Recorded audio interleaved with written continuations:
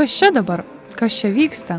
Turbūt tokia mintis dingtelėjo ne vienam, atėjusiam į kino teatrą Pasaka, kur prasidėjo vaikų ir jaunimo festivalis, bei buvo rodoma pirmoji premjera. Dvi jaunimo teatro trupės pasistengė, jog žiūrovai čia jaustųsi tarsi papuolę į realų kino seansą.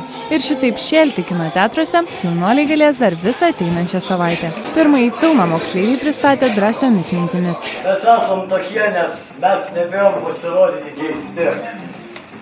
Visi nešiojame kaukes ir esame užsimeskavę.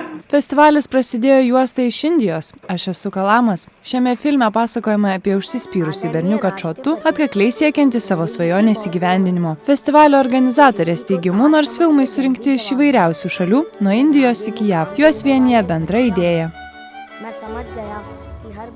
Šiemet iš tikrųjų pastebėjome, kad beveik visus filmus vienyje viena mintis drąsa būti savimi, kad iš tikrųjų tiek vaikui, tiek jaunam žmogui yra be galo svarbu atrasti savo tapatybę, pasijusti laisvam, nešti savo išskirtinumo vėliavą drąsiai, būti tiesiog tokiu, koks jis yra.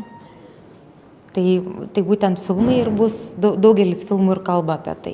Festivalio repertuaras suskirstytas į 4 dalis – animacinių filmų pavadinta Pasaulio pasakos, lietuviškų filmų, panoramos bei konkursinės programos. Filmus vertins kompetentingos iš pačių vaikų sudarytos komisijos. Joms vadovaus garsūs aktoriai Marius Jampolskis, Aldona Vilutytė bei dainininkas Gabrielius Liaudanskas-Varas. Vaikų ir jaunimo festivalio repertuare ir gausi puokštė lietuviškų filmų. Pirmiausia, ekrano šviežiena – filmas Anarchija Žirmūnuose.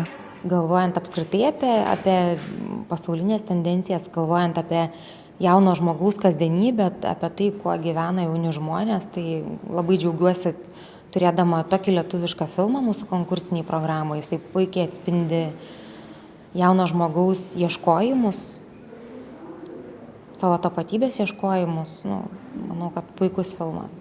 Lietuviškam repertuarui pirmenybę teikiantys žiūrovai taip pat galės pamatyti jau pamėgtą istoriją Balkonas, bei dar 4 lietuvių režisierių kritiškai ir su humoru papasakotas istorijas. Festivalio filmai bus rodomi Pasakos bei Skalvijos kino teatruose.